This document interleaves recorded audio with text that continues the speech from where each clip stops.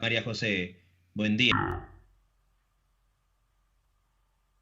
Por acá nos dice Gerald, hoy vendrá la narración del Cid con el fondo. Bueno, no creo, no creo todavía. El mío sí tendría que ser de otra forma. Aunque vamos a hablar un poco más de teoría respecto a la obra. Y además, aparte del mío sí, también tenemos que hablar sobre Jorge Manrique, Coplas a la muerte de su padre.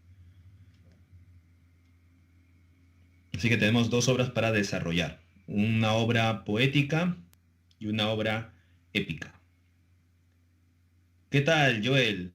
Buen día. Ahí, Joel con los pasos prohibidos. ¿Qué tal, Emmanuel? Buen día. De música ligera. Muy bien, Joel. Eso lo vamos a poner cuando toquemos rock, ¿no? Rock. Vamos a poner ahí de fondo musical en un momento de la clase rock. Ujú. Buen día, Estefanía. Buen día, Teresita. Buen día. Buen día, Lucas.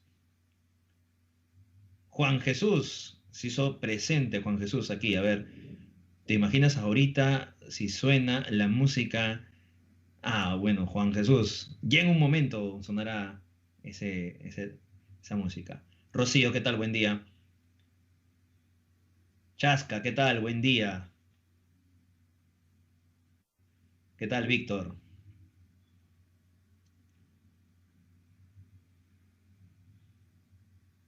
Alguien más se siente en un castillo, Teresita, por la música. Muy bien, vamos a hablar entonces de la época medieval, ¿no? Hemos ambientado un poco el momento. Buen día, Angie, buen día, Elian. Eileen, ¿qué tal? Buen día. Buen día, Eileen.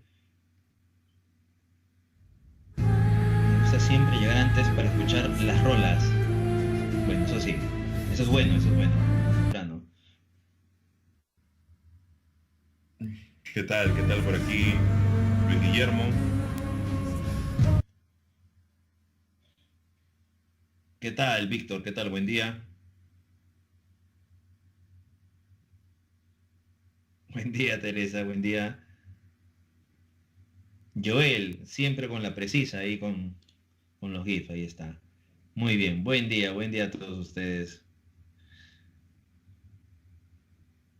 ¿Qué tal, Ángel? Buen día, Frank.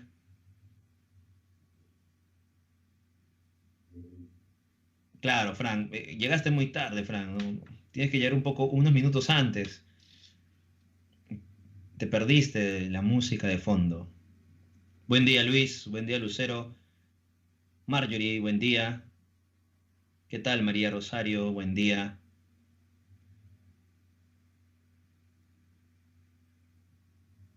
¿Qué tal? Buen día.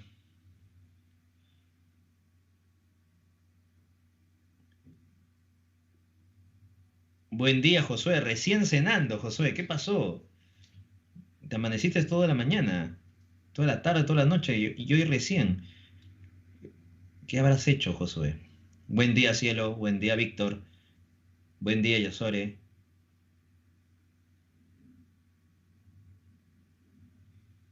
Buen día, María Fernanda. Buen día, Alejandra. Buen día, André. Claro, Emanuel, sí o sí. Sí o sí va a estar Soda Stereo.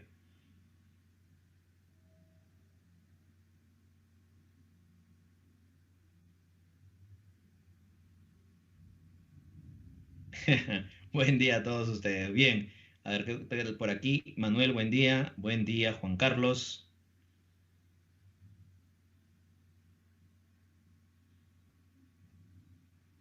¿Qué tal? Buen día, Víctor. Muy bien, Juan Jesús. Juan Jesús siempre práctico. Práctico en la vida, Juan Jesús. Muy bien, ahora sí. Ya terminaron de desayunar. Ya ha pasado la comida al fin. Ahora sí, vamos a empezar con la clase de hoy. Recuerda que vamos a hablar sobre la literatura medieval, vamos a mencionar algunas características representativas de la literatura medieval. Nos centraremos luego en España, ¿ya? Algunos inicios de la literatura española. Hablaremos sobre el Mio Cid, características, representaciones dentro del Mio Cid. Mencionaremos un poco el argumento de la obra El Mio Cid y luego, para finalizar, hablaremos sobre Jorge Manrique y coplas a la muerte de su padre, ¿ya? Así que vamos a desarrollar esos puntos en la clase de hoy.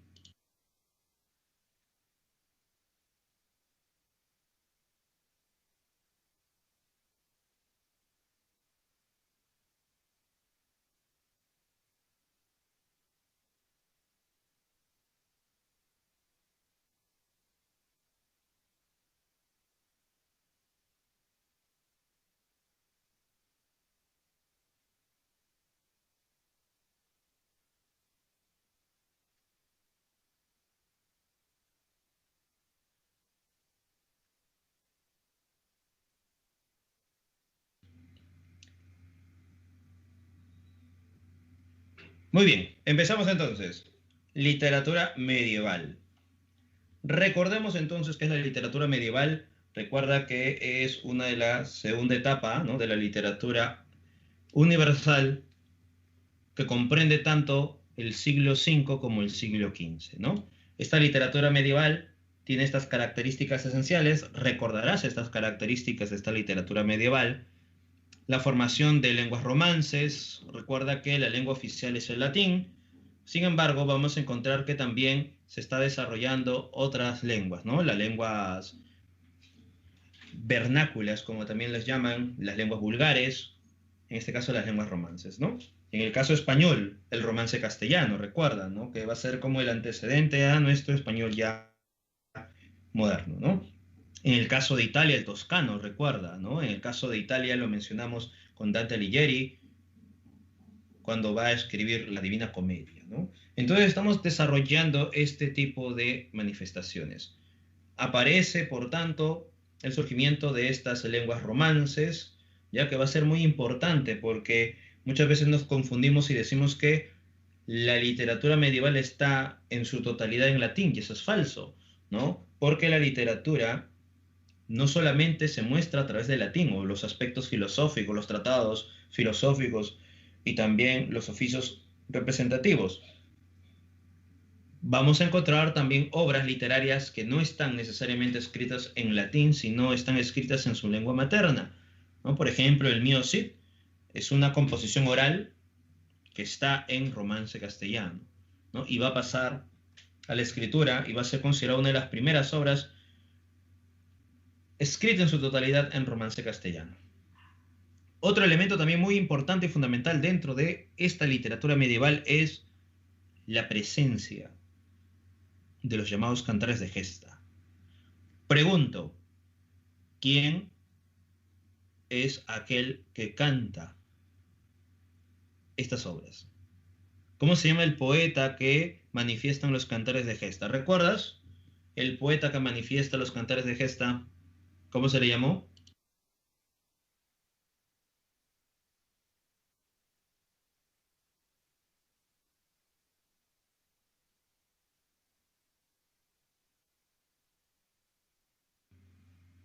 A ver, por acá nos mencionan los juglares. Exacto, muy bien. El juglar es el poeta, ya, épico, recuerda, poeta épico, ¿no?, que anuncian los cantares de gesta, ¿no? La pregunta es, ¿qué es un cantar de gesta ahora? Hablen, a ver, ¿qué es un cantar de gesta? ¿Recuerdan? El cantar de gesta, ¿qué es? ¿Qué creen ustedes? El cantar de gesta.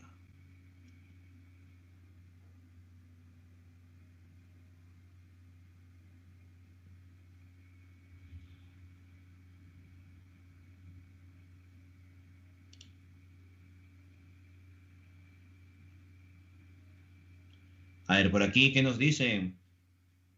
A ver, a ver. Canto nacional, Luis nos menciona por aquí, es un espacio, un canto de espectro nacional, Juan Jesús. Cantos honoríficos de caballeros, Víctor nos menciona eso. Rocío, hazañas heroicas. Buen día, Rocío. efectivamente, también hazañas heroicas. Manuel, alabanzas. Buen día, Manuel. Friendly nos dice cantos heroicos.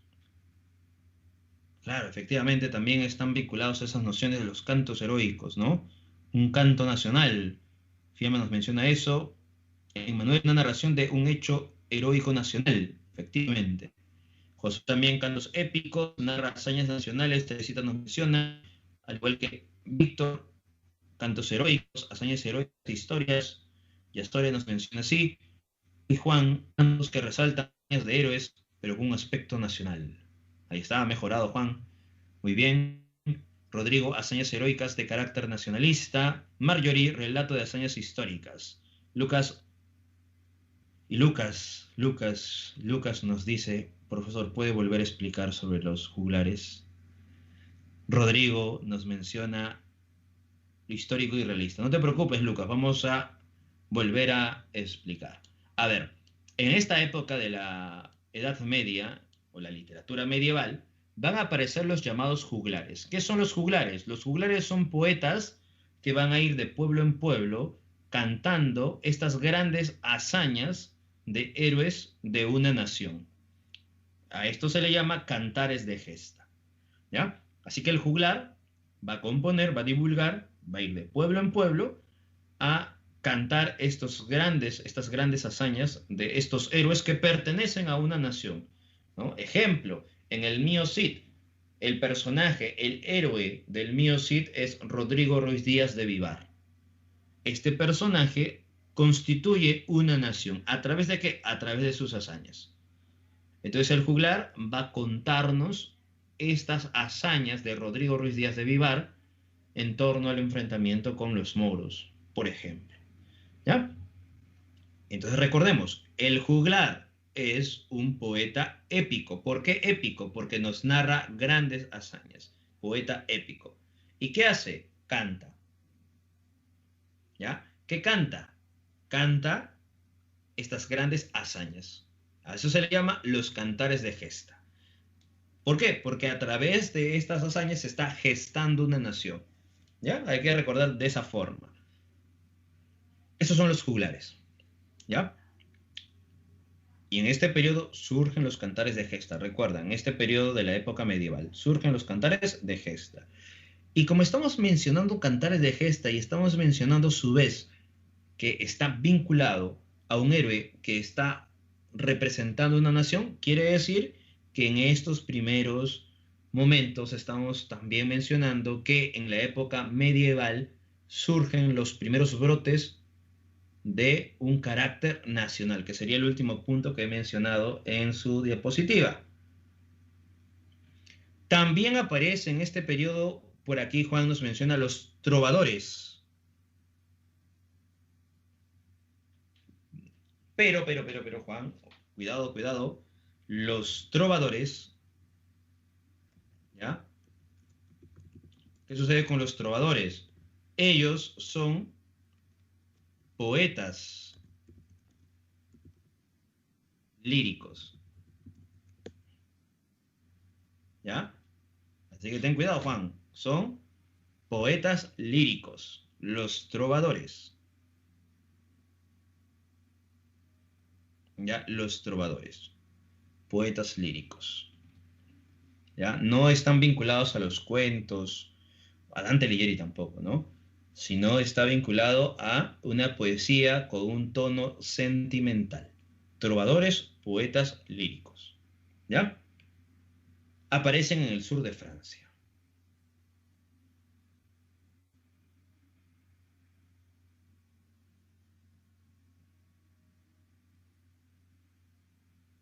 Por acá nos pregunta, ¿en qué se diferencia el cantar de gesta con la epopeya? La pregunta nos hace Karen. Bueno, a ver. En el caso de la epopeya, que aparece en la época antigua, ¿no? Recuerda, en los clásicos, en la literatura griega, la epopeya es una narración épica que resalta las grandes hazañas de un héroe de la antigüedad, con elementos sobrehumanos o sorprendentes. o sobrenaturales, ¿no? Esa es la epopeya, ¿ya? Grandes hazañas de héroes de la antigüedad con elementos sobrehumanos, sorprendentes o sobrenaturales, ¿no? Pero está representando un héroe de la antigüedad. Muchas veces puede ser un héroe mítico, ¿ya? Y la narración es muy fantástica. El Cantar de Gesta, en cambio, representa a un héroe de una nación. Muchas veces este héroe es un personaje histórico. Y dentro de la narración que se está plasmando, dentro de todo eso, ese heroísmo del personaje y las hazañas del personaje, se manifiesta una noción de la realidad. Entonces, un Cantar de Gesta es una obra épica que tiene algún sentido histórico, ya sea por sus personajes, que son parte de la historia, ya sea por los acontecimientos que va contando, que son parte de la historia, ¿no? Pero la narración no siempre va a ser de forma fidedigna, ¿no?, a la realidad. Vamos a encontrar muchas hipérboles o exageraciones, ¿no? En algún sentido también un poco de fantasía, pero en la gran parte de la narración hay muchos elementos históricos. Y además el Cantar de Gesta aparece en la época medieval y el personaje representa una nación. En el caso de las epopeyas, el personaje no representa a una nación. Imaginemos la Ilíada. Aquiles no representa a los griegos, ¿no? A través de las hazañas de Aquiles no se configura la nación griega, ¿no?, o la concepción de lo griego. Lo mismo pasa con Héctor. Aquí más bien en la época clásica, a través de esas epopeyas hay una individualidad. Recuerda las nociones del antropocentrismo, ¿no? En el caso de la literatura medieval, en el caso de los Cantares de Gesta, el personaje constituye una nación, ¿no? Y está vinculado incluso, producto de la influencia de la Iglesia Católica, a la visión teocéntrica. Entonces, ahí podemos ver una diferencia entre epopeya y Cantar de Gesta. Bien, visión teocéntrica, ¿qué quiere decir? Que todo gira en torno a la divinidad. Las lenguas romances, ¿no?, es la derivación, ¿no?, del árabe, del latín se derivan muchas lenguas, ¿no? También van a ser llamadas lenguas vernáculas, lenguas vulgares. Vulgares, ¿por qué se le llama? Porque son aquellas lenguas que habla el vulgo, o sea, el pueblo. Por eso se le llama lenguas vulgares, ¿ya? O sea, lenguas que hablan el pueblo. O las lenguas maternas, como también se les puede llamar, ¿no? Aparecen entonces este tipo de lenguas en este periodo de la época medieval. ¿Y por qué? Porque están surgiendo diferentes naciones. Y ello también se puede ver, o se puede en cierta medida entender, por la caída del Imperio Romano de Occidente. Muchas naciones van a empezar a florecer, producto de la caída del Imperio Romano de Occidente, y además también la invasión musulmana en algunos casos, ¿no? Recesión científica. Vamos a encontrar también en este contexto una recesión científica, y esto producto también de la influencia de la Iglesia, ¿no? Y el carácter nacional, el Cantar de Gesta va a ser uno de los grandes ejemplos de ese carácter nacional. Dentro de la literatura española vamos a encontrar que en el siglo XI van a aparecer lo que se va a llamar jarchas mozárabes. ¿Ya? En el siglo XI aparece lo que se llama jarchas mozárabes, ¿no?, considerada la primera manifestación literaria de España, las jarchas mozárabes, ¿ya? Considerada la primera manifestación literaria en el caso de España. ¿Eso dónde? ¿Cuándo? Siglo XI. Las jarchas mozárabes, siglo XI. Porque en el siglo XII aparecerá el Mio Cid. ¿Ya? El siglo XII aparece el Mio Cid. Siglo XI, jarchas mozárabes. Siglo XII, Mio Cid. Vamos a ver entonces un pequeño contexto, ¿no?, entre el siglo V y el siglo XV, porque eso va a ser muy importante para entender un poco lo que es el Mio Cid. ¿Qué referencias históricas, sociales tenemos en el Mío Cid. Siglo V, siglo XV. Mira, las sucesivas invasiones visigodas, siglo V, y sobre todo musulmanas, y en el siglo VIII, esta última da inicio a la guerra de la Reconquista Española. La pregunta está vinculada a ello, ¿no? La guerra de la Reconquista Española. ¿Se puede presenciar en el Mío Cid la guerra de la Reconquista Española, sí o no? ¿Qué dicen ustedes? ¿Se presenta ese contexto de la guerra de la Reconquista Española? El enfrentamiento entre los españoles cristianos, ¿no?, y los musulmanes, sí. Sí está presente. ¿Ya? Sí está presente. Muy bien. Estamos viendo cómo el contexto está vinculado al poema del Mío Cid. La aparición progresiva de reinos cristianos al norte de la península, León, Navarra, Aragón, Castilla, los cuales se consolidan a fines de la Alta Edad Media y resquebrajan el poderío musulmán al sur. Profesor, León, Navarra, Aragón, Castilla, pregunto, ¿esos reinos, León, Navarra, Aragón, Castilla, están en el Mío Cid? ¿Hay referencia de esos reinos en el Mío Cid? ¿Sí o no? ¿Qué dicen ustedes? ¿Recuerdan ustedes si hay referencia a esos reinos, sí o no? ¿En su totalidad, sí o no? ¿Qué sucede? ¿Qué pasa? Sí, sí está presente. El reino, mira, vamos a ir uno por uno. El reino de León, el conde de León, García Ordóñez, el enemigo del Cid. Navarra y Aragón, estos dos grandes reinos. Recuerda que al final de la historia vienen los emisarios de Navarra y Aragón y a pedirle al Cid para que se puedan casar con sus hijas, ¿no? Los infantes de Navarra y Aragón. Y Castilla, recuerda que es Castilla, pues, ¿no? El reino donde está Alfonso VI, rey de Castilla, y que va a expulsar al pobre Rodrigo Díaz de Vivar, más conocido como el Cid Campeador. Entonces sí está presente estos reinos en el Mío Cid. Ahí te das cuenta que este contexto está vinculado a ello. A ver, dice, sin embargo, los reinos cristianos no forman un grupo homogéneo, ya que si bien luchaban contra los invasores musulmanes, entre ellos mismos existían rivalidades y rencillas. Pregunto, ¿dentro del Mío Cid se puede observar estas rivalidades entre reinos cristianos? ¿Sí o no? ¿Qué dicen ustedes? ¿Luchaban contra los moros, pero dentro de ellos había rivalidades? Sí, sí había rivalidades. No solamente entre reinos cristianos, sino también rivalidades entre la nobleza linajuda, que sería la nobleza de linaje, y la nobleza advenediza, que sería esta nobleza por algún privilegio que el rey destaque. También había ese conflicto, ¿no? Entonces sí está presente también este enfrentamiento. No es homogéneo, ¿no? Los reinos cristianos se unen contra un enemigo común, pero dentro de ellos hay un enfrentamiento.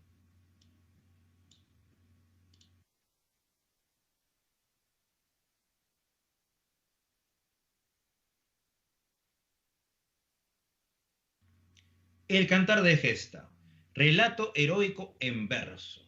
¿Ya? Recuerda, relato heroico en verso, el Cantar de Gesta. Reflejan el afán de los pueblos por crearse una identidad nacional simbolizada por los héroes. Lo que habíamos mencionado hace poco, ¿no?, sobre este sentido de la realidad, ¿no?, presente en el Mío Cid, ese símbolo de nacionalismo presente en Rodrigo Díaz de Vivar. Los temas más característicos correspondían a historias fabulosas y conflictos. La difusión era de forma oral y a través del juglar. El mester de juglaría, el oficio del juglar, tiene una base histórica. Lo que estamos señalando en el PPT anterior hemos mencionado cómo esta base histórica, con los referentes de la reconstrucción, la reestructuración, ¿no?, del poderío musulmán, cómo empieza a expandirse y cómo de pronto los españoles empiezan a enfrentar esta invasión musulmana, ¿no? Eso está presente también en el caso del poema El Mío Cid, la Reconquista Española, ¿no?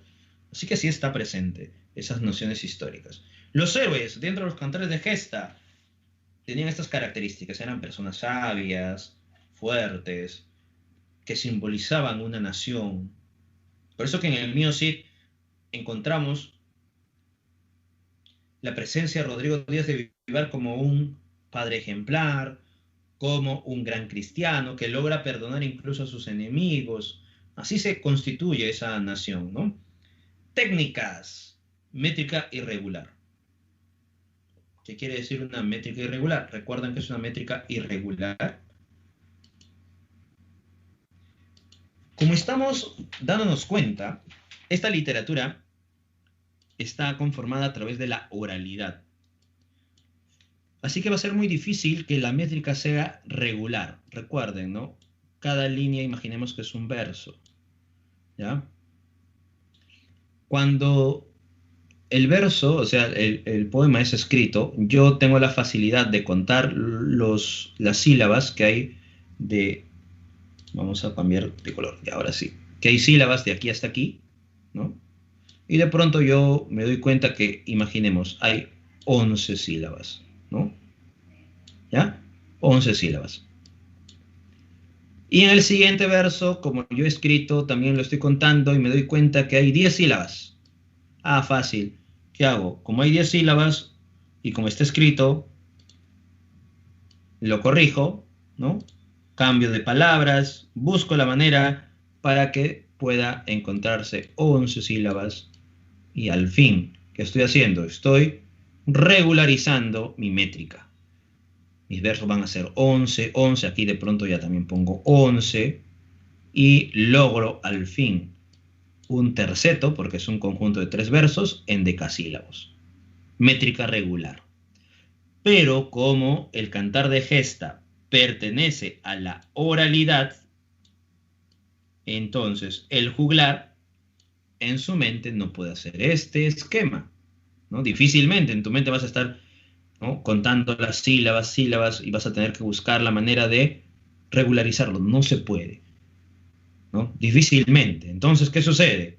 La métrica tiende a ser irregular, porque en algunos aspectos puedes encontrar sílabas de 11, no, versos, perdón, de 11, de 14 sílabas al siguiente, y luego versos de 7, ¿no?, sílabas. Estamos observando que es de forma irregular, ¿ya? Métrica irregular. Es una técnica, es algo característico de lo que serían los cantares de gesta, ¿ya? El sentido de la irregularidad. Bien, otra característica también importante dentro del cantar de gesta, el recurso de la repetición. ¿Por qué la repetición? ¿Por qué es importante el uso de la repetición dentro del cantar de gesta? Porque como es una obra que pertenece a la oralidad, en algún momento el oyente de pronto se puede olvidar de alguna hazaña, o de pronto el propio juglar, ¿no?, se olvide de algún suceso. Entonces se utiliza esta estrategia. Se repite algunos acontecimientos, uno, para que el lector pueda recordar a su vez a esas hazañas y lo relacione con la sucesión de acciones, y dos, porque posiblemente el juglar se haya olvidado en ese instante, ¿no? Y entonces mientras va recordando, lo que está utilizando es la repetición, porque tiene que seguir cantando, ¿no? Tiene que seguir cantando hasta que logre recordar y volver con la situación de la narración. Simplicidad sintáctica. Bueno, sabemos que los cantares de gestas son composiciones que están vinculados al pueblo y por tanto su lenguaje es popular. Y eso hace que sea una simplicidad sintáctica. No podemos encontrar unos juglares que canten de forma majestuosa, elegante, ¿no? ¿Ya? ¿Recuerdas eso? Claro, efectivamente, cuando te olvidas la letra de la canción, imagínate, ¿no? ¿Qué tienes que hacer? En ese momento no vas a decir, mientras estás cantando, no vas a decir a tu público, disculpe, me he olvidado, espérense un momento, ¿no? Voy a recordar. No, no puedes hacer eso porque rompes la hilación, rompes el ambiente, ¿no?, de toda esta historia, ¿no? Rompes todo eso. No puedes, ¿no?, decir, ¿sabes qué? Me he olvidado, disculpen, esperen un momento para recordar. No, no puedes hacer eso. tú tienes que seguir cantando como si nada, ¿no? Entonces, los que escuchan se deleitan, ¿no? Se fascinan al momento de la narración y la narración, ¿no? Aunque se repita un momento, no importa, ¿no? Y luego viene la historia que continúa y ahí termina la historia al final, ¿no? Entonces son recursos también que se utilizan, porque imagínate el juglar recordar toda esta historia, imagínate todo el mío sí recordar, ¿no? De esta forma rítmica. Emanuel por acá nos dice, no como cuando expones y repites cómo se llama. Muy bien, claro, aquí también, ¿ves?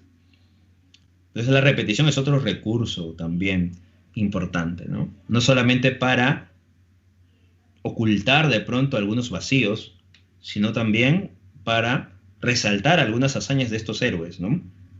Que de pronto, producto de la extensión de la historia, se pueda olvidar, ¿no? Así que son algunos recursos que utiliza el juglar. Bien, ahí está. Está mirando a Dios el Mio-Cid. Recuerda que hay una noción muy teocéntrica dentro de el Mio-Cid, ¿no? Vamos a ver esas nociones teocéntricas también dentro de esta obra, ¿ya? Producto de la influencia, recuerda, cristiana. El cantar del Mio-Cid.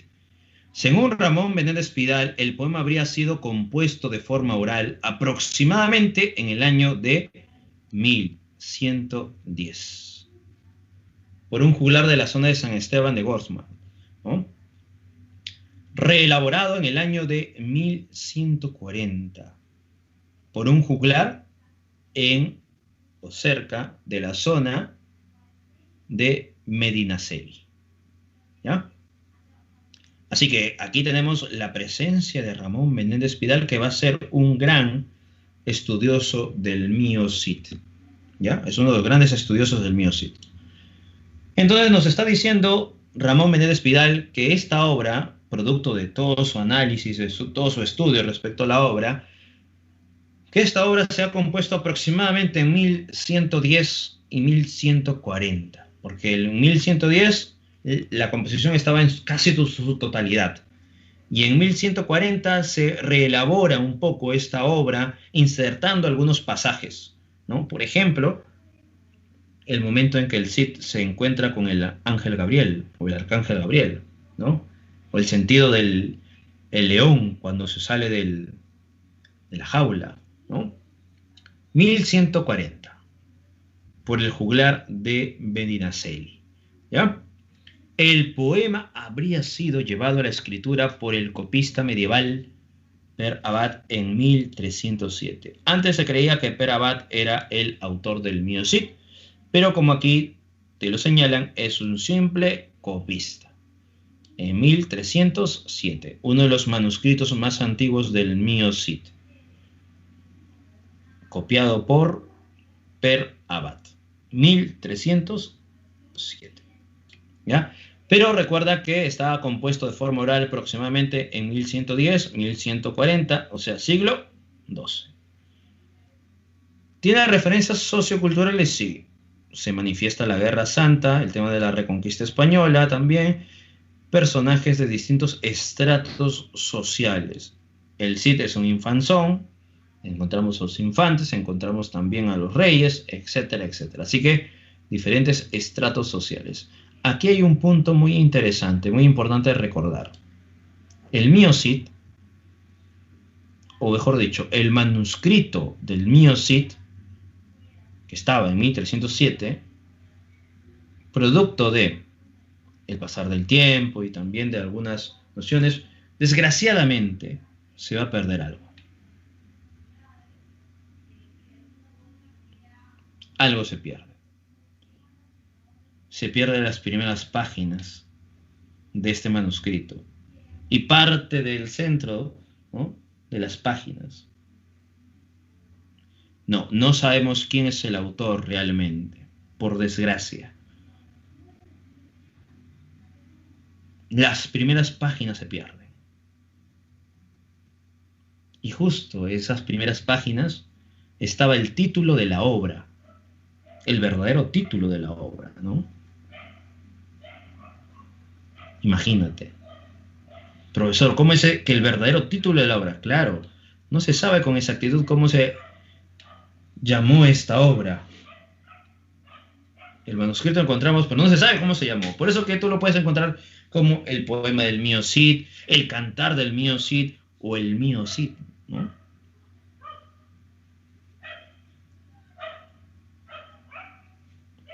Ah, ¿quién lo puso? Por eso que el nombre varía. El poema del mío Cid, el cantar del mío Cid, el mío Cid, ¿no? Porque hace referencia a este personaje, ¿no? No tiene un título original, ¿no? Se menciona de esa forma.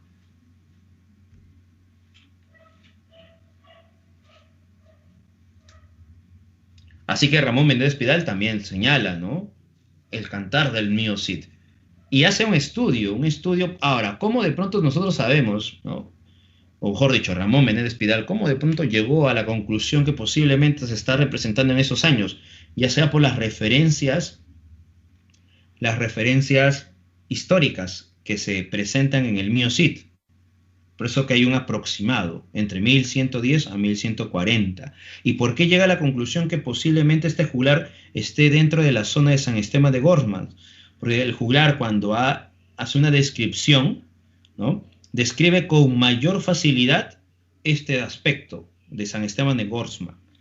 Pero mientras va alejando la narración de estos espacios cercanos a San Esteban, ya no va describiendo con su totalidad los espacios, ¿no?, ya sea la naturaleza, los ambientes, ¿no? Ya no describe, sino generaliza. Y entonces ahí nos damos cuenta que este juglar conoce a cabalidad su entorno cercano, ¿no?, su pueblo y su entorno cercano, pero mientras va alejándose poco a poco de ese entorno muy cercano, ya no puede describir con facilidad, con detalles, sino utiliza una generalidad, ¿no? Entonces, por eso es que a través de ese punto ya estamos dando cuenta cuál es el rango en el cual el juglar pertenecería, y dos, también porque hay algunos elementos culturales, ¿no?, costumbres, que en un espacio determinado se presentan muy bien y no en otros, ¿no? Y así saca conclusiones, indaga, ¿no?, refuerza con algunos datos y logra llegar a esa conclusión. Y lo que te estaba indicando, se pierden las primeras páginas, pero ¿cómo se logra reconstruir la historia del mío Cid? Eso es gracias a las crónicas de los 20 reyes, las crónicas de los 20 reyes, ¿ya? Hay una obra llamada Las Crónicas de los 20 Reyes, donde en algún pasaje de esta crónica de los 20 Reyes se habla sobre el rey Alfonso VI y las hazañas de su vasallo llamado el Cid, Rodrigo Díaz de Vivar. Y justo es el momento donde Rodrigo Ruiz Díaz de Vivar va a tener un entercado con García Ordóñez. Porque recuerda que, como se pierden las primeras páginas del mío Cid, desgraciadamente no sabemos cuál es el origen de este rencor entre García Ordóñez y Rodrigo Díaz de Vivar. Porque el rencor en cierta medida es por los celos, ¿no?, que tiene, ya que García Ordóñez es parte de la corte, ¿no?, y además es celos y envidia, y Rodrigo Díaz, que no es un noble, tiene privilegios entre comillas, ¿no?, por el rey Alfonso VI.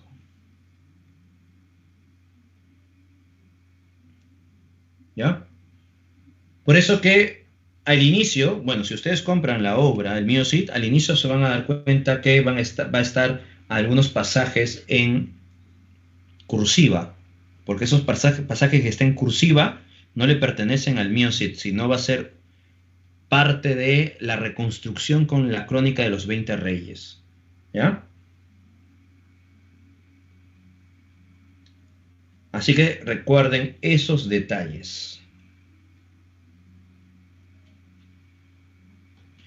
Ramón Menéndez Pidal es un crítico literario, es un estudioso de la literatura en España, ¿no? Y él va a estudiar el mío Cid, ¿no? Va a hacer un estudio sobre esta obra.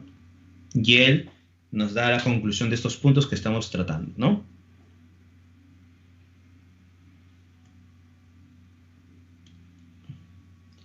Hay diferentes teorías respecto a el Mio Cid. Ya hay algunas teorías respecto al Mio Cid, o sea, respecto a quién logra crear la historia, ¿no? Del Mio Cid, ¿no? Por acá Manuel nos menciona uno de esas teorías, pero todavía no hay nada concluido, ¿ya? No hay nada que ha concluido todavía en estos casos de las teorías que surgen en torno a ello.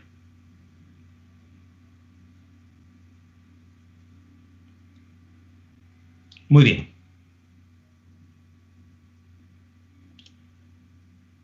Vamos, ahora sí. Algunos aspectos formales. Ya el Cid ha sacado su espada, ya quiere luchar contra los moros. Vamos a ver. ¿A qué género pertenece? Épico. Sabemos por qué pertenece al género épico, ¿sí o no? El enfrentamiento constante, ¿no? La lucha, la batalla. Pertenece a la especie cantar de gesta. Ya sabemos por qué al cantar de gesta. ¿Qué tipo de narrador se emplea? Narrador omnisciente. ¿Qué es el narrador omnisciente? ¿Recuerdas a qué se le llama narrador omnisciente? ¿Recuerdas? Narrador omnisciente.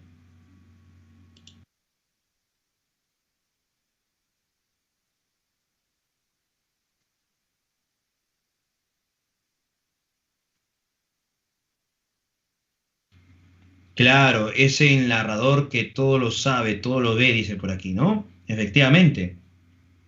Por tanto, en el Mio Cid vamos a encontrar este tipo de narrador, el narrador omnisciente, lo sabe todo este narrador, presente, pasado y futuro, ¿no? Conoce a cabalidad lo que siente y lo que piensan los personajes.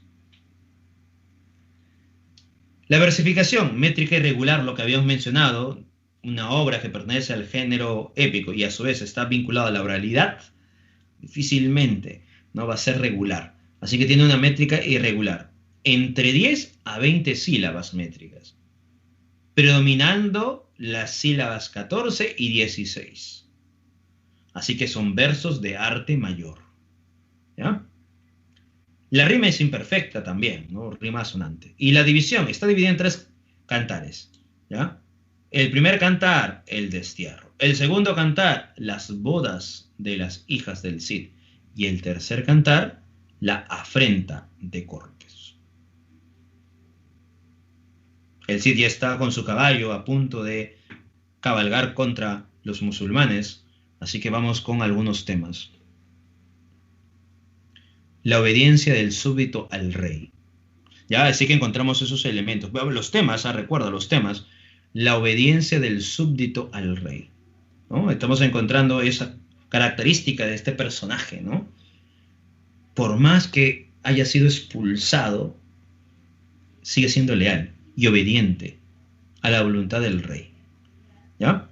La lealtad de los vasallos al amo, también presente del Cid, ¿no? Hacia el rey, pero también los vasallos del Cid, ¿no? El Cid le dice a los demás, no vayan ustedes conmigo al destierro. Sin embargo, sus vasallos son leales al Cid y van con él, ¿ya? La formación cristiana del hogar. Rodrigo Ruiz Díaz de Vivar representa esta noción de la formación cristiana en el hogar. Es muy devoto, recuerda que va a dejar a su esposa y a sus hijas en el monasterio. La avaricia de los judíos. Aquí hay un estereotipo que va a aparecer en la época medieval. La relación que hay entre los judíos y el sentido de la avaricia, ¿no? Eso se presenta en el Mio Cid, ¿ya? La avaricia de los judíos, ¿no? Raquel y Vidas se llaman estos judíos que están presentes dentro de la obra. El sentimiento religioso que opera en el perdón. Rodrigo Ruiz Díaz de Vivar va a perdonar a uno de sus enemigos. El cálido fervor nacionalista, el amor a la familia, el ascenso social por mérito en la guerra. Es un infanzón que poco a poco va a calar, ¿no?, en los estratos sociales. Y esto es producto del mérito que se da en la guerra. Vamos entonces con los personajes. El Cid sigue cabalgando. A ver, ¿qué personajes tenemos? Rodrigo Díaz de Vivar, Rodrigo Ruiz Díaz de Vivar, más conocido como el Cid Campeador, personaje central. Jimena, la esposa de Rodrigo, Elvira y Sol, las hijas del Cid, Alfonso VI, rey de Castilla, García Ordóñez, enemigo del Cid, el que acusa al Cid falsamente. Los infantes de Carrión, Fernando y Diego, son parientes de García Ordóñez, Fernando y Diego, y van a casarse con las hijas del Cid, Elvira y Sol. Martín Antolínez, llamado el burgalés cumplido, aquel que va a ayudar a Rodrigo Ruiz Díaz de Vivar en Burgos. Y aquel también que va a retar a Diego, un infante de Carrión, con la espada colada. Ahorita vamos a mencionar también esos detalles. Álvaro Fáñez de Minaya, la mano derecha del Cid. ¿Ya? Álvaro Fáñez de Minaya, la mano derecha del Cid. Félix Muñoz es primo de Elvira y Sol. ¿Qué sucede con Félix Muñoz? Va a ser aquel personaje que va a dar cuenta, o se va a dar cuenta de la tiranía de los infantes de Carrión.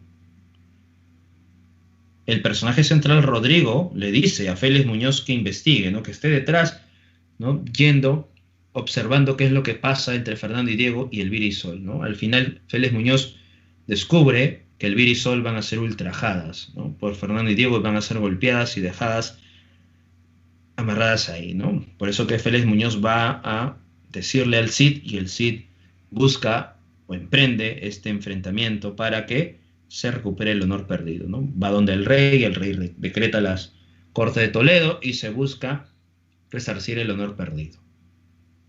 Álvaro Fáñez de Minaya es uno de los personajes que va a ser uno de los primeros personajes en ser perdonados por el rey Alfonso VI.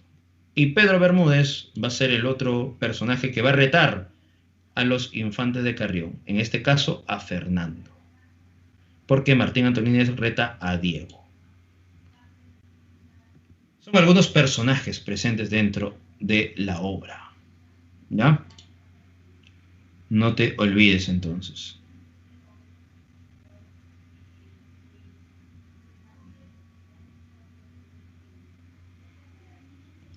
Muy bien. Así que son estos personajes los más representativos dentro de la historia.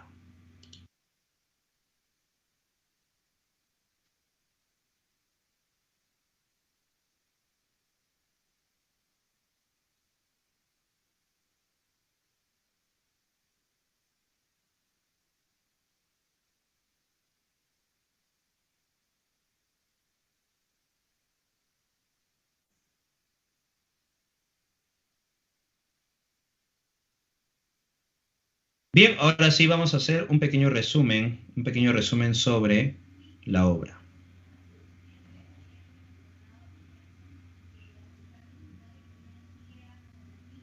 Recuerden que vamos a mencionar un poco sobre lo que trata la obra del Mío Cid, estos tres cantares. Recuerden el primer cantar. Se habla sobre el destierro de Rodrigo Díaz de Vivar, el destierro del Cid. Segundo cantar, las bodas de las hijas del Cid. Y el tercer cantar, la afrenta de Corpes. Recordemos también que el Mío Cid, la obra El Mío Cid, se va a reconstruir gracias a la crónica de los 20 reyes, ¿ya? Entonces, en la crónica de los 20 reyes nos va a mencionar cómo de pronto surge este sentido de odio de García Ordóñez a Rodrigo Díaz de Vivar, ¿ya? Entonces, esto viene dentro de la crónica de los 20 reyes, ¿ya?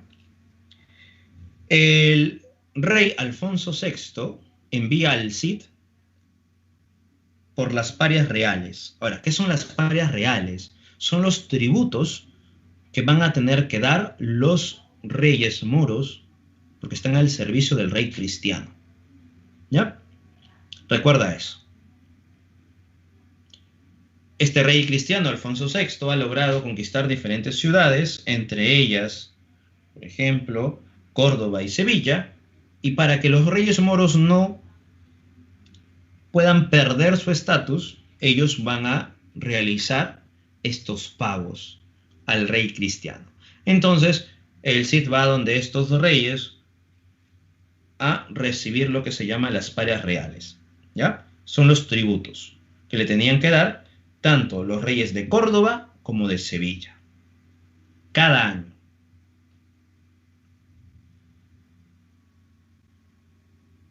Pero ¿qué sucede? Sucede que en el reino de Sevilla había un enfrentamiento entre Al-Mutamis, que es el rey de Sevilla, contra Al-Mudáfar, que es el rey de Granada. Así que entre moros también había una disputa, un enfrentamiento entre el rey sevillano y el rey de Granada.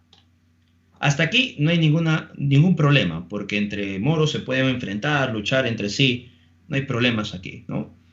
El Cid de pronto puede ayudar incluso al rey de Sevilla, porque está al servicio, recuerda, del rey cristiano.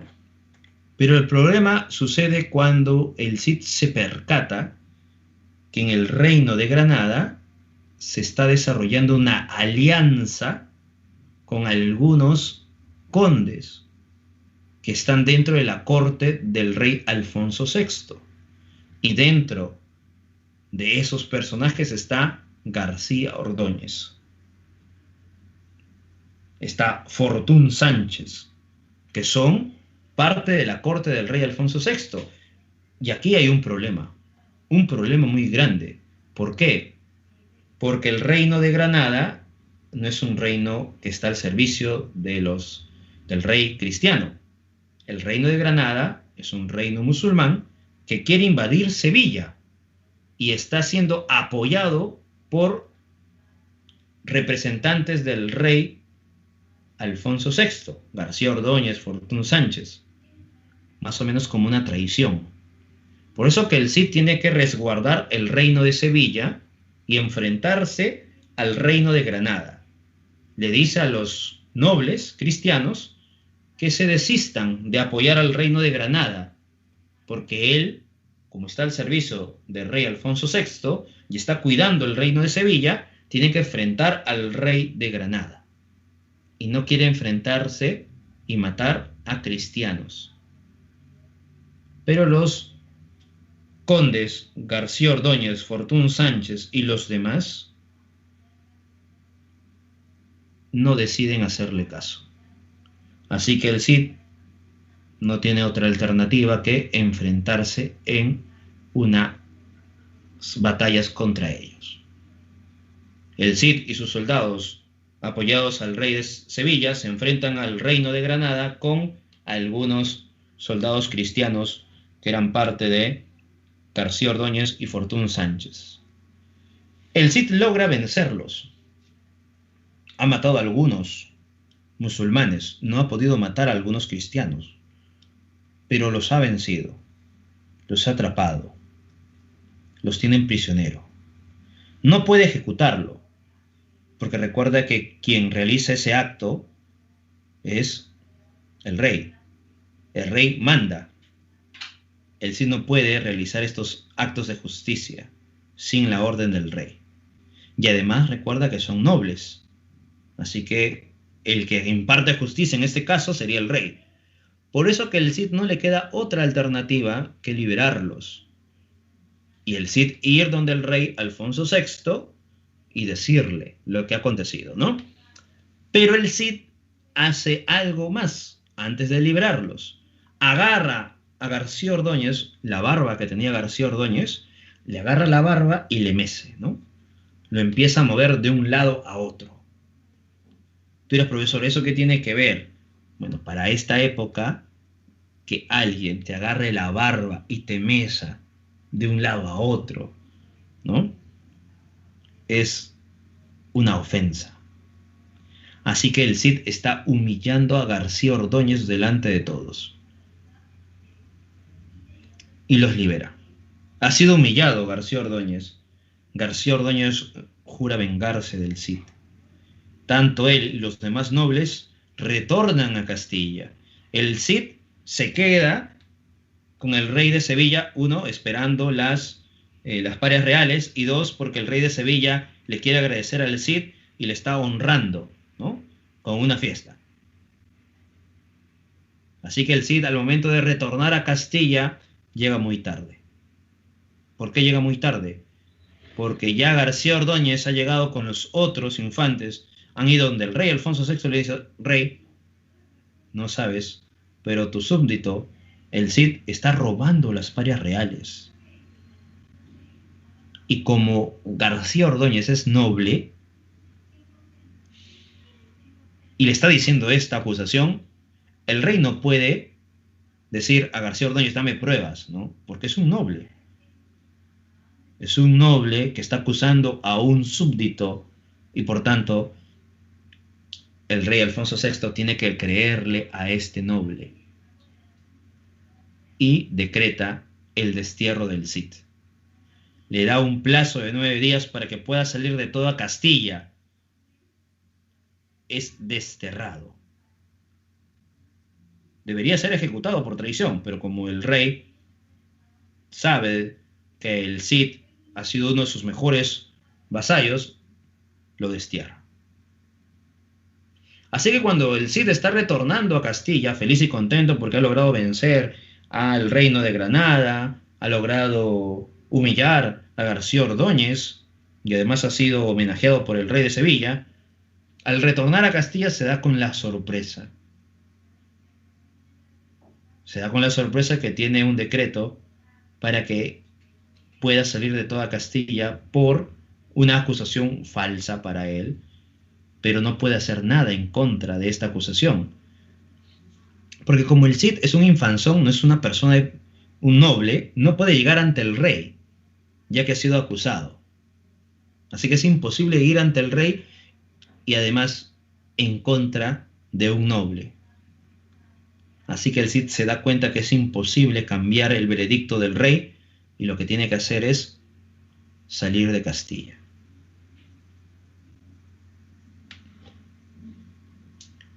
Ese es el origen, entonces, del por qué García Ordóñez odia al Cid y cómo se da este sentido de deshonra para el Cid, que es el destierro, que es el primer cantar.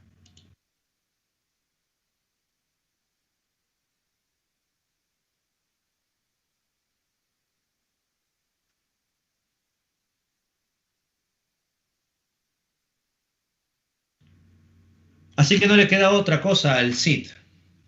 9 días de plazo le queda. Así que el Cid decide marcharse. Con pena, con tristeza, se da cuenta que todas sus cosas están fuera.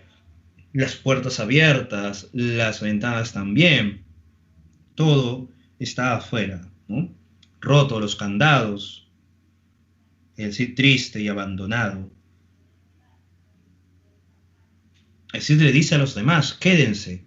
El único desterrado soy yo. Yo no tengo más dinero, no tengo más para poder ofrecerles y cuidarles. Sin embargo, sus vasallos señalan: no nos vamos contigo. El Cid llora.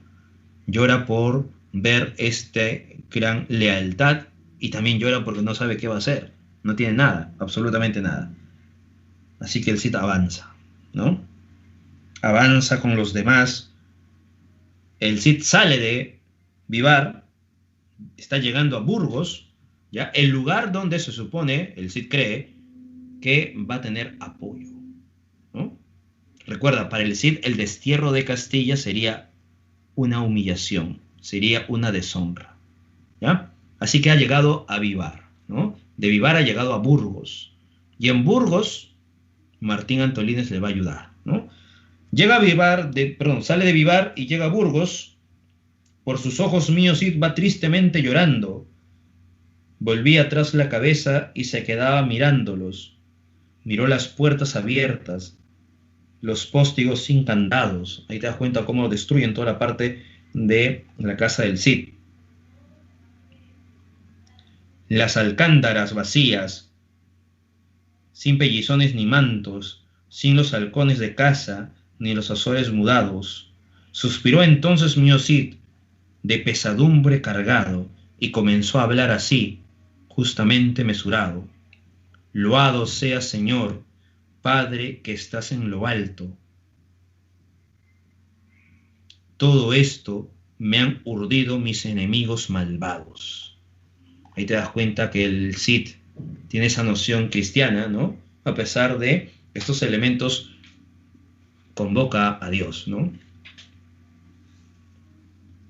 Sigue el Cid llegando a Burgos, pero se percata algo que le destruye más el corazón. Cuando el Cid entra a Burgos, todos desaparecen, ¿no? Entran a sus casas, cierran las puertas, cierran las ventanas. Nadie quiere darle posada al Cid. De grado de albergarían, mas ninguno se arriesgaba, que el rey don Alfonso al Cid le tenía grande saña. La noche anterior a Burgos la real carta llegaba, con severas prevenciones y fuertemente sellada, que a mío Cid Ruy Díaz nadie le diese posada, y si alguno se la diese, supiera que le esperaba, que perdería sus bienes y los ojos de la cara, y que además perdería salvación de cuerpo y alma. Y te das cuenta, mira, cómo de pronto esta carta tan nefasta, ¿no? ¿Quieres ayudar al Cid? No te preocupes, si quieres ayúdale, pero eso sí, vas a perder los ojos de la cara. Vas a perder tus bienes. ¿Tú crees que alguien va a querer ayudar al Cid con esta amenaza? Por eso es que todos están escondidos, ¿no? Mientras el Cid y sus vasallos están avanzando, ¿no?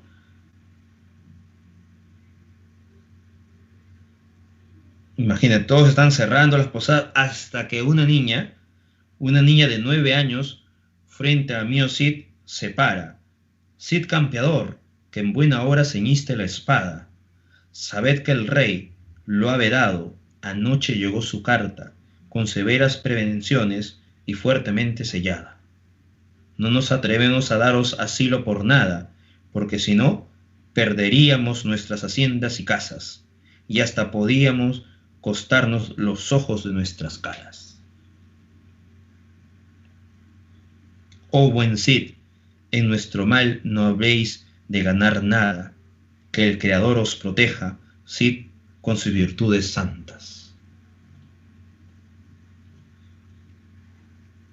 Así que de pronto la niña se marcha, el Cid se da cuenta entonces que en Burgos no va a poder encontrar ayuda hasta que de pronto aparece Martín Antolínez. Por eso que Martín Antolínez es un personaje muy importante para el Cid, ¿no? Porque si todos estaban dándole la espalda, bueno, y también porque el rey así lo estaba mencionando, ¿no? Iban a perder su cara, su rostro, ¿no? Los ojos de su rostro y también sus bienes. Martín Antolínez eso no le interesa. Martín Antolínez lo que hace es ayudar al Cid. Va donde los judíos Raquel y Vidas, pone un gran cofre, lleno de este cofre con tierra y piedra, lo cierra muy bien y van donde los judíos Raquel y Vidas y dicen, mira, tengo estos 2 cofres, que es en realidad los cofres del Cid. Como el Cid ha sido desterrado, no puede llevárselos.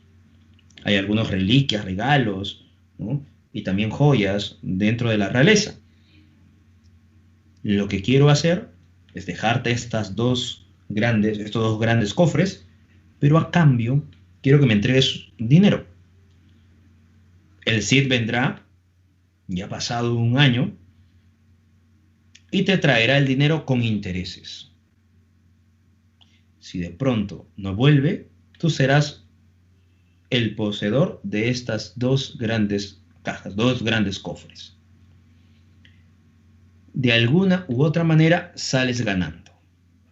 Los judíos piensan, Raquel y Vidas empiezan a preguntarse, si el Cid no vuelve, nosotros nos apoderaremos de estos grandes cofres, seremos ricos. Y si viene, también tendremos dinero, porque vendrán con intereses. Y si no nos entregan los intereses, igual podremos decirle entonces que esos cofres nos valen, ¿no? Pero eso sí, le dijo el Martín Antolínez, ¿ah? Estos cofres están bien sellados. Romperlos sería romper también el trato.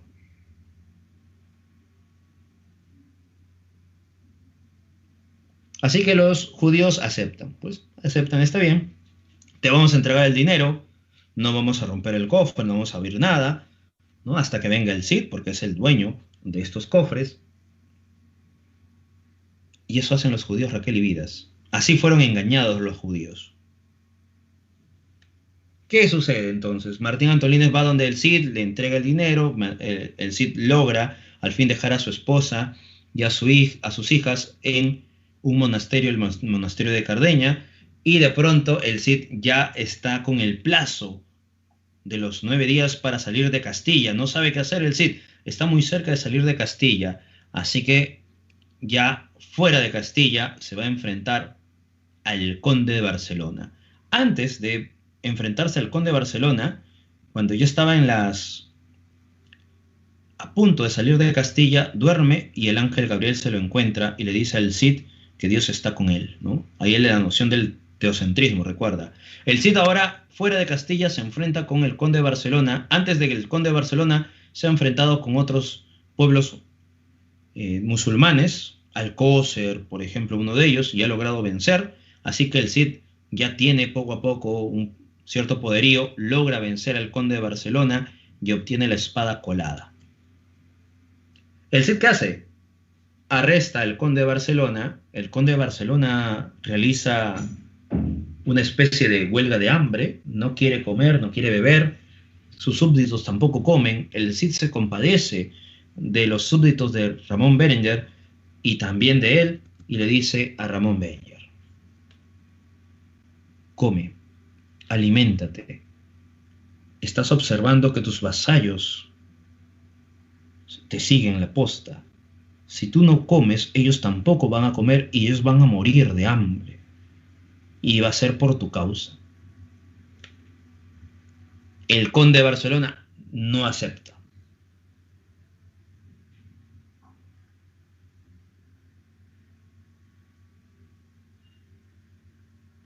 Y luego el Cid le dice: está bien, te propongo algo. Si comes, si logras comer y beber, te liberaré. A ti y a uno de tus súbditos. Tú eliges.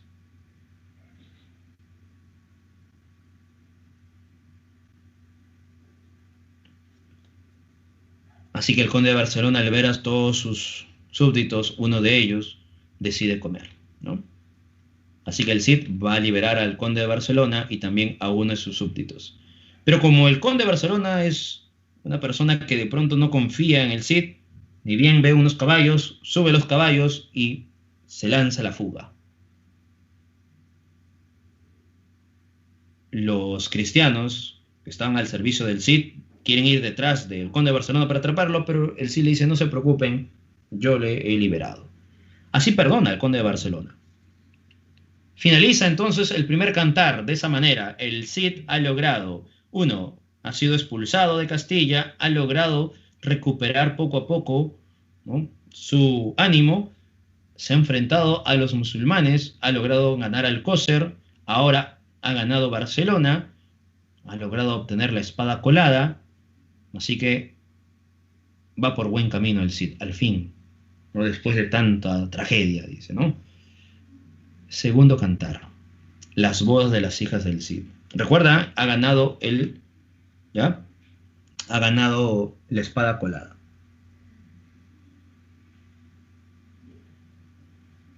El conde de Barcelona había sido apresado y no quería comer ni beber. Por eso que el Cid se compadece, ¿no?, de su enemigo y decide perdonarlo si come y bebe, porque como él no quería comer ni beber, sus súbditos, que eran leales al conde de Barcelona, tampoco hacían eso. Entonces iba a morir mucha gente, ¿no?, de hambre. Y eso no le interesaba al conde de Barcelona. Lo que le interesaba al conde de Barcelona es su orgullo. Por eso que el Cid decide perdonar al conde de Barcelona para que muchos de ellos puedan sobrevivir. Bien, segundo cantar, las bodas de las hijas del Cid. ¿Qué sucede? Rodrigo Díaz de Vivar logra llegar a Valencia y conquista Valencia. Después de una ardua lucha, al fin consigue Valencia. Mira, ya tiene incluso el reino de Cataluña, ¿ves? Cada vez que el Cid lograba ganar grandes ciudades, el Cid llevaba estos regalos al rey Alfonso VI. Logra conquistar Valencia y le da un gran, ¿no?, regalo al rey. Y por eso que el rey se sorprende, se maravilla por las 3 dádivas que le ha entregado el Cid y decide perdonarlo. Primero perdona a la persona que ha llegado, ¿no?, a Minaya, ¿no?, que es el brazo derecho del Cid. Luego le dice a Minaya: quiero encontrarme con Rodrigo Díaz. Dile dónde. Y Rodrigo está feliz y contento y se encuentran cerca del río Tajo. ¿Ya? Cerca del río Tajo se encuentra Rodrigo Díaz de Vivar con el rey. El rey ha traído a sus súbditos, ¿ya? Los súbditos del rey. Dentro de los súbditos está García Ordóñez, los infantes de Carrión, y también están las hijas del Cid, al igual que la esposa del Cid, ¿no? Así que ya te imaginarás el Cid en ese instante al ver a su familia, el reencuentro al fin de su familia, ¿no? Entonces se da el encuentro, recuerda, en o cerca al río Tajo, ¿ya? Aquí el rey perdona al Cid y por tanto el perdón generaría entonces la recuperación de la honra perdida, ¿no? La recuperación de la honra perdida, ¿ya? El rey todavía quiere darle más sazón, razón para que pueda el Cid ser feliz, y le dice: producto de todas tus hazañas, de tu valentía, los infantes de Carrión quieren casarse con tus hijas. Así vas a subir de estatus, porque son infantes de Carrión. El Cid sabe que los infantes de Carrión son parientes de García Ordóñez, de sus enemigos, pero tampoco puede decir que no al rey, porque el rey le está diciendo: yo quiero honrarte más, por ello los infantes de Carrión que han pedido la mano de tus hijas, yo he aceptado. Así que, Rodrigo, casa a tus hijas con los infantes de Carrión, te doy mi derecho, ¿no? El Cid no puede decir que no. Si recién le está perdonando, ahora le va a decir que no, no puede, no puede. El Cid se da cuenta que esto va a ser un problema futuro, porque los infantes de Carrión son parientes de García Ordóñez. ¿Recuerda quién es García Ordóñez? Su enemigo, el que le acusó falsamente. Así que el Cid le dice al rey: más honra sería que usted los case, ¿no?, que usted case a mis hijas con los infantes de Carrión. Así que el rey casa a Elvira y Sol con Fernando y Diego, y esta celebración dura 15 días. Tercer cantar, que sería la afrenta de Corpes. Los infantes de Carrión se han quedado en Valencia, el rey se ha marchado a su reino, que es Castilla, pero los reyes musulmanes han buscado la forma de enfrentar al Cid.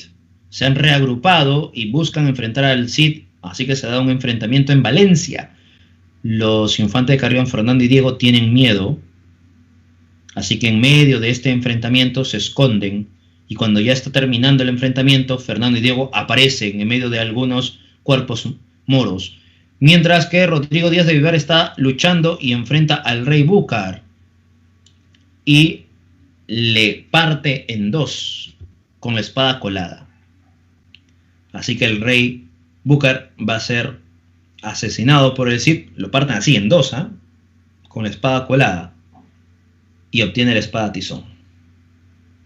Cuando el Cid se da cuenta que Fernando y Diego han luchado en el enfrentamiento contra los moros, pero tú recuerda que Fernando y Diego se han escondido y luego han aparecido de un momento a otro, así que el Cid cree que Fernando y Diego han logrado enfrentarse, ¿no? Así que el Cid dice: bueno, los esposos de mis hijas han logrado superar su cobardía, así que hay que regalarle algo, ¿no?, un trofeo o algo. Así que el Cid regala la espada colada y la espada tizón. Le entrega a Fernando y Diego por su gran valentía en el enfrentamiento contra los musulmanes.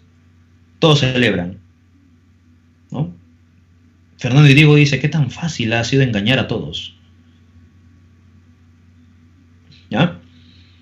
¿Qué sucede en este momento? Sucede que todos están descansando Los sobrevivientes, los musulmanes sobrevivientes, han regalado al Cid muchos trofeos, muchos regalos, ¿no? Reliquias, entre otras cosas, porque el Cid no mata a los musulmanes, ¿no? Sino vuelven sus súbditos. Por eso que los regalan, les regalan a muchos de ellos. Y en medio de esos regalos hay un león en una jaula. ¿Qué sucede? Sucede que en ese momento el león sale de la jaula. El Cid está dormido, los demás también. Para desgracia de los infantes de Carrión, el león, al momento de salir de la jaula, los infantes observan y van corriéndose. Van escapando. Los infantes de Carrión, uno se esconde detrás del Cid, otro se esconde por otro lado. Los guardias agarran sus espadas a punto de atacar al león, porque el león estaba llegando donde estaba el Cid. El Cid se levanta, le dice a los soldados, tranquilos, no se preocupen. El Cid va directamente donde el león, le mira directamente a los ojos.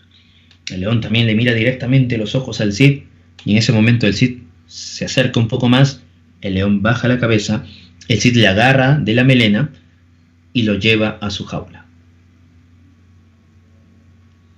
Todos se maravillan, se sorprenden por la valentía de Rodrigo Díaz de Vivar. Ha domado al león con sola la mirada, con solo su presencia. Y empiezan a susurrar y empiezan a hablar sobre la cobardía de Fernando y Diego. Incluso que tienen las dos espadas, colada y tizón. ¿Qué sucede? Sucede que Fernando y Diego se molestan y dicen, nos están humillando. Pues bien, vamos a humillar al Cid de esta manera. Vamos a utilizar a sus hijas, Elvira y Sol, porque Fernando y Diego se casaron con Elvira y Sol no porque amaban a Elvira y Sol, sino se casaron por la fama que tenía Rodrigo Díaz de Vivar. Así que Fernando y Diego le dice a Rodrigo, al Cid, tenemos que volver a nuestra patria, a Carrión, junto con nuestras esposas. Así que se marchan, y cerca al Rosedal de Corpes, Fernando, Diego y Elvira y Sol se quedan solos. Fernando y Diego ultrajan a Elvira y Sol, las golpean, las desnudan y las dejan así, humilladas. Y Fernando y Diego se marchan a Carrión. Cuando el Cid descubre esto, gracias a su sobrino, el Cid va donde el rey y le dice al rey, ¿no? ¿Qué es lo que ha sucedido? El rey se molesta y como él casó a Fernando y Diego y Elvira y Sol, y como es el rey, recuerda, decreta las Cortes de Toledo. Entonces recuerda que en la afrenta de Corpes se da una deshonra, ¿no? La deshonra a las hijas del Cid, a la familia del Cid. Se dan las Cortes de Toledo, el juicio de armas, donde los infantes de Carrión van a ser enfrentados. Se le va a quitar la espada colada y tizona, o tizón, se le va a quitar también la dote que el Cid le dio, se va a romper el compromiso o la relación que había con Elvira y Sol. Y el Cid no quiere enfrentar a Fernando y Diego, porque si enfrenta el Cid a Fernando y Diego, ellos van a tener un sentido de honor al enfrentarse al gran Cid. Por eso que Rodrigo Díaz manda a sus emisarios para que se enfrenten a Fernando y Diego. Y los emisarios del Cid, que van a tener la espada colada y la espada tizón, van a enfrentar a los infantes y lo van a humillar. No lo van a matar, lo van a humillar, porque desean que los infantes Fernando y Diego vivan humillados. Mejor es eso a que mueran con un sentido de honra. Y eso es lo que sucede, ¿no? Luego aparecen ¿quiénes? Aparecen los infantes de Navarra y Aragón y piden que se case con las hijas del Cid. Así que se dan las nuevas nupcias. Elvira y Sol se casarán con los infantes de Navarra y Aragón. Por tanto, serán los futuros reyes de España. Muy bien, García Ordóñez, así se le llama. De ahí proviene García, ¿no? Es García Ordóñez.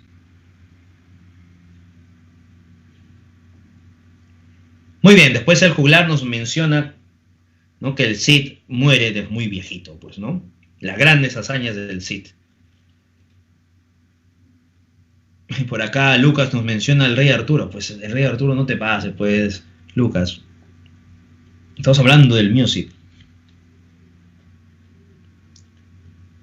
Uy, no nos queda más tiempo. Nos hemos pasado el tiempo. Hemos hablado mucho del Rodrigo Díaz de Vivar.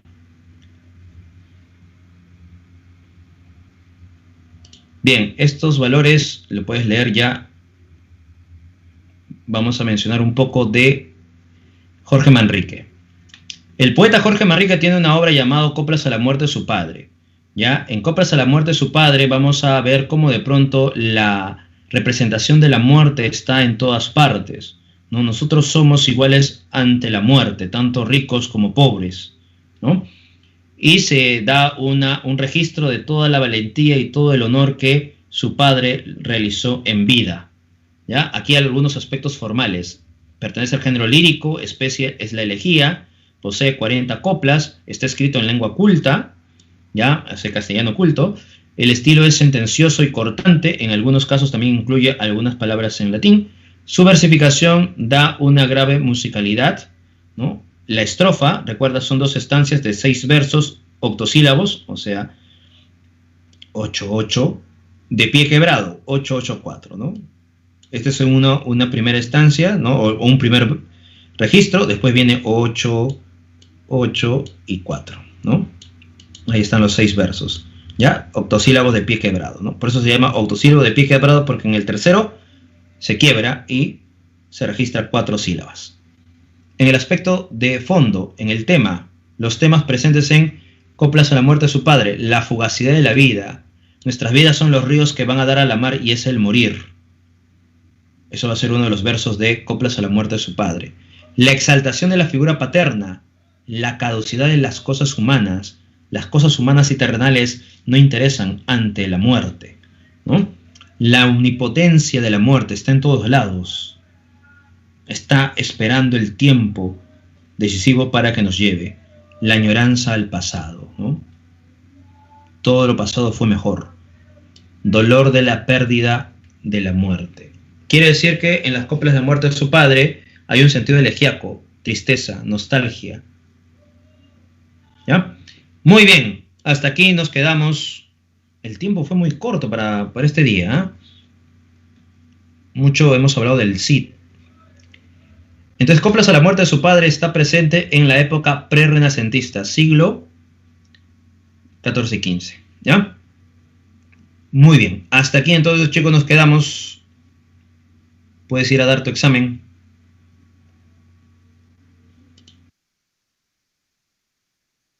Recuerda que este material lo vas a encontrar en la carpeta de teoría para que puedas tener más conocimiento.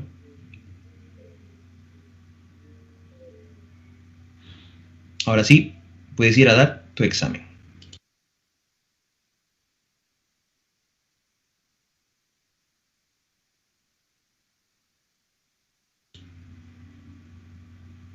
Pregunta, sí, Fresley, no te preocupes. Escribe nomás, ahorita estoy leyendo los comentarios para ver si es que hay alguna pregunta o duda para poder escribirlo.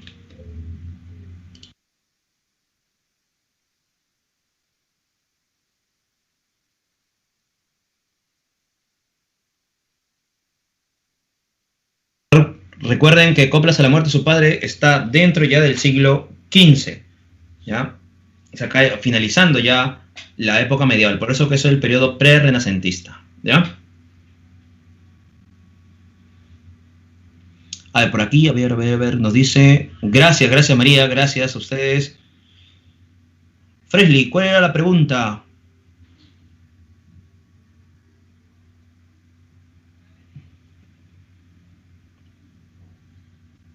Gracias Manuel, gracias Estefanía, gracias Lucero, gracias Karen, gracias María Fernanda. Que tengas una buena semana también para ti, Teresita, gracias.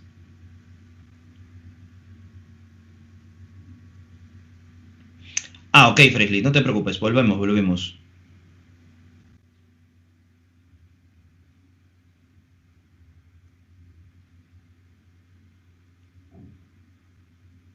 Aquí está. A ver, Fresley. Se da las Cortes de Toledo, bueno, el lugar ya sabemos dónde es. ¿Por qué?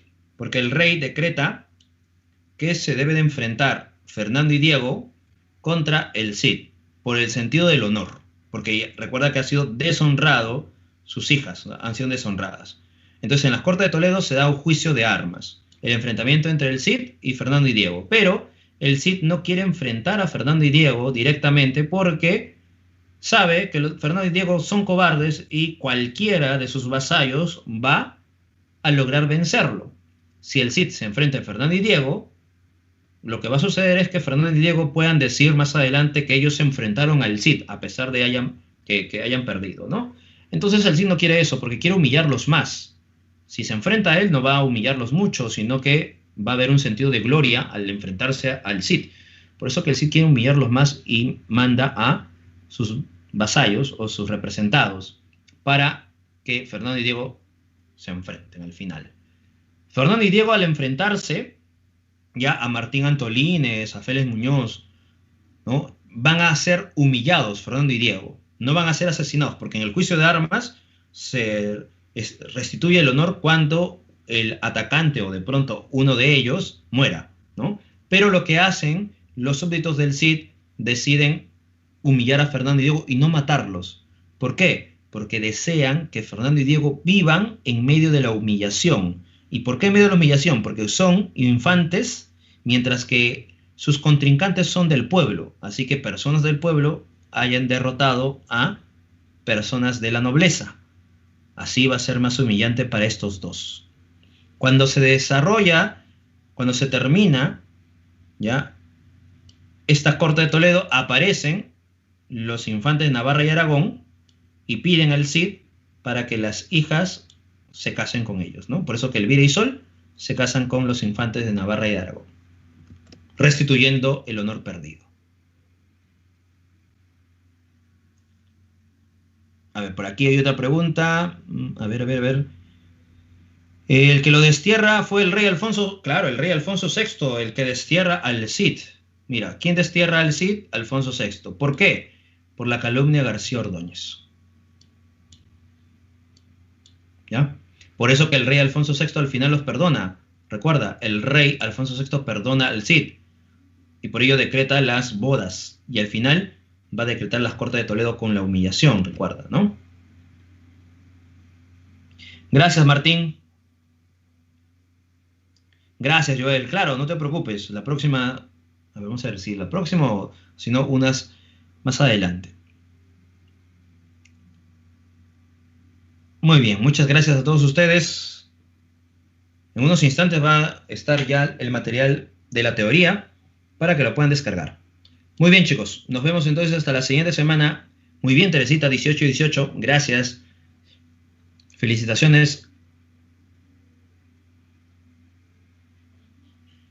Sí, Karen, se ha incorporado, bueno, en el caso del tema que viene en la pre, ¿no? Los últimos temas que se está desarrollando en la pre, se ha incorporado Coplas a la muerte de su padre. En la pre, todavía no se sabe si en el examen de admisión también se va a incorporar, pero tú sabes que lo que se está desarrollando en la pre posiblemente sea un reflejo de lo que vendrá en el examen de admisión, ¿no?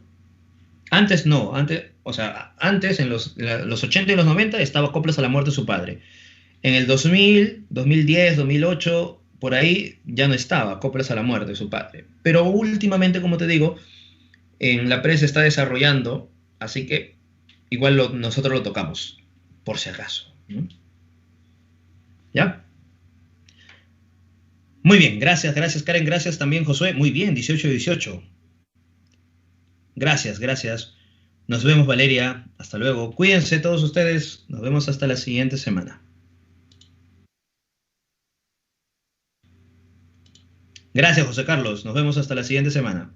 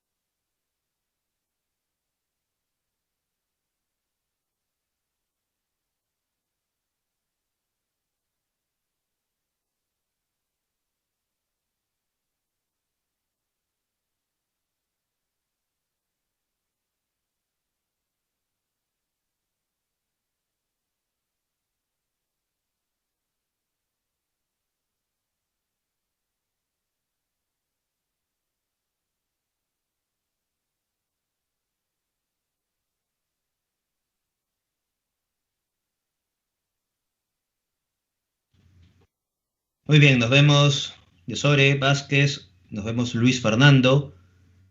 Gracias, gracias Yasore, gracias Luis, gracias Marjorie. Hasta la siguiente semana. Cuídense.